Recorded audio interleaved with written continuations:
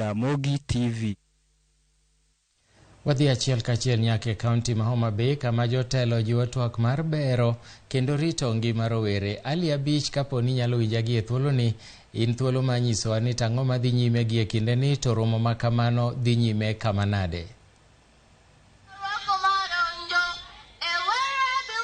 Erokamano nya Milton owinje makare kendo obiro achiel kachiel kwa wuok Gende High School mantiere ka chudbura makara chuonyo manake wacho ni wendo chendo manochaki kod Women Rep e County ma Homa Bay kandi maongo ni Back to School program mabede en chenro mageto chiwo puonj kachiel kod jiwo somb nyithindo manyiri e County ma Homa Bay kandi. Ka iking'eyo Milton en ni County ma Homa Bay kandi en achiel kuom counties e pacho kae ma osebedo kod midhiero mapek mokalo mag nyithindo manyiri matindo magamo iye moiwe ka kinde mag dhi nyime kod chenro mag somo kaachiel kod weche mag lwenje mag udi ma thoro joko joma mine udi mabende en achiel kuom thoro mar wach ma kawuono ofis mar Women Rep ma Homa Bay kandi kelo ka giluongo jopuonjre mopogore opogore mawuok e skunde mag sekondar mantiere County ma Homa Bay kandi ka giyudo puonj kaluwore ka ginyalo ritore skul kod ng'iyo ka ginyalo dhi kod chenro mag somo e yo mowinjore ma ok chenro mag somo margi orochore. Bende chenro ma kama Milton en neno ni okony e chwalo chenro mag somo kaluwore kod neno ni onge rochruok moro amora manyalo bedo kinde masano koro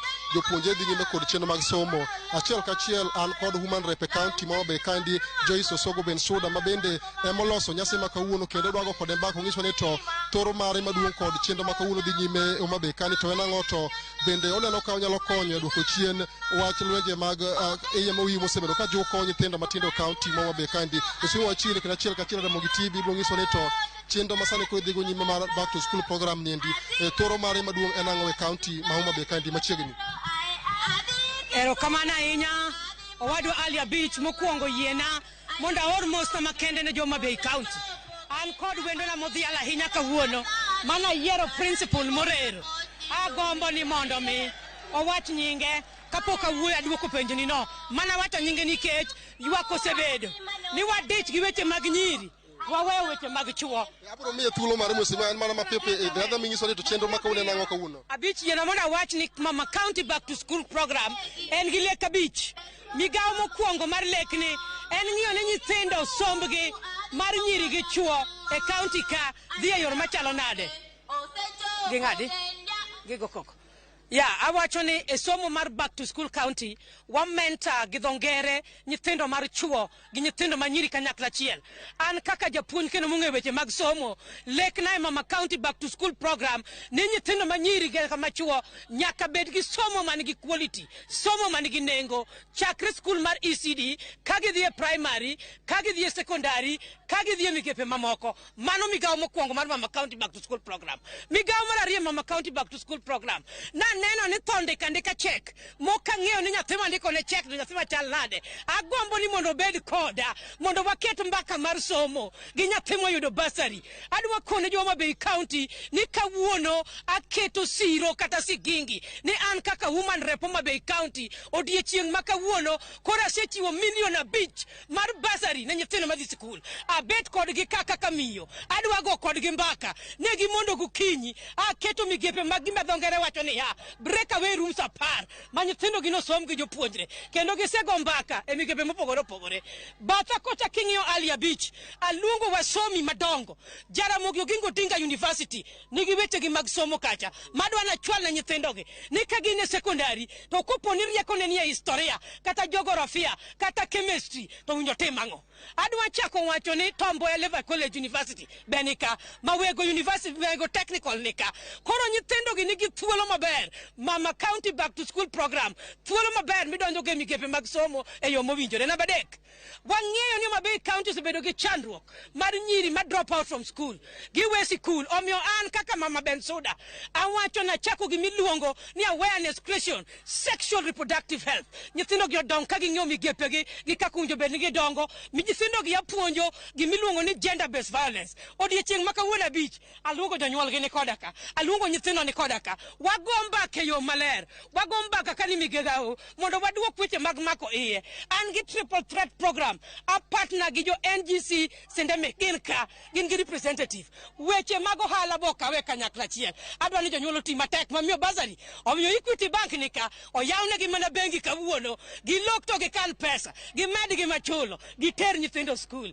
mogi kan gi health and sanitation aparo ni owad wali abich king'io bathe kata cha tangi ariedo kacha apar tengegi ging'io weche mag pi adwani mon maloko e chiro omodh pi maler ka giloko adwani nyithindo manie school an gi water support service in my agenda adwaro ni nyithindo gi be achako mos e ward ka ward aparo ni kawuono kora mark officially nasa distribute in Homa Bay County 17 water tanks 5,000 liters poda sudo gi tangi gi adwani mon wabed gi Homa Bay malo ero uru kamano enjoy this day Mama County back to school program tulan man ngata moyie office maruma ne pacho ne ya wasudo kaka sasudo thank you kamano Milton an ka kod chief guest kata wende modhial e nyasi ma kawuono ka ndi mayan principal ma Orero Boys High School Mr.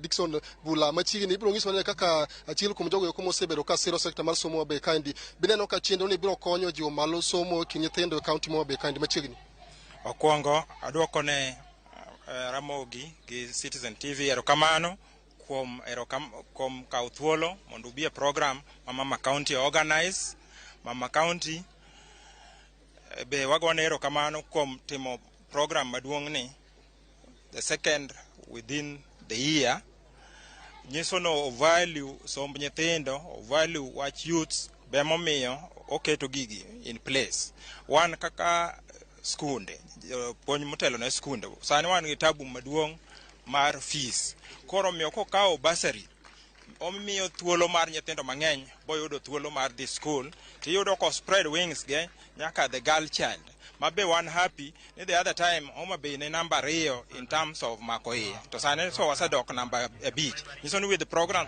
koka wamedo wabobedo ni koro one chien kucho one koro yom from down not from up. So that's a very good program. So if you don't know, diversify or cow health and sanitation, which is also very important towards good health mar community, because major problems from one going health related sicknesses are because of poor sanitation. And then finally, you find people with disabilities, they are all taken care of, and it's all inclusive.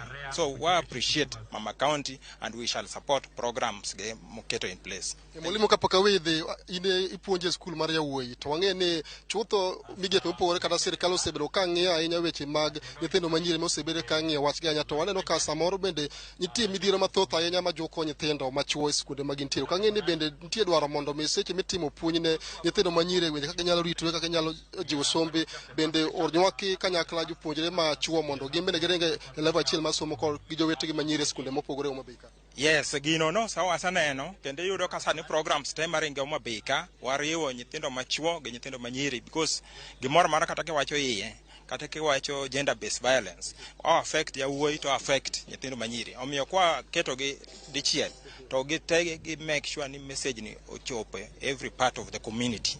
Yes. Erokamano. Wach moro matino wadwa bich ki yie na monda wache aparo ni health and sanitation kangi Migago mar pikende ku go picha chien atino ben sudo wuoth atimo gi miluongo ni think without the box.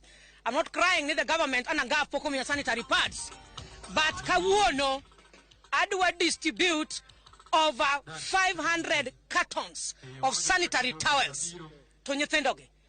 That is almost 6,000 sanitary pads. I'm going to take care of all our girls. Koro mano ben suda wacho ni ya a sub-component and ben suda pad a girl. And then I wacho ni ya wuoyo kaweyo. Ya wuoyi mano score.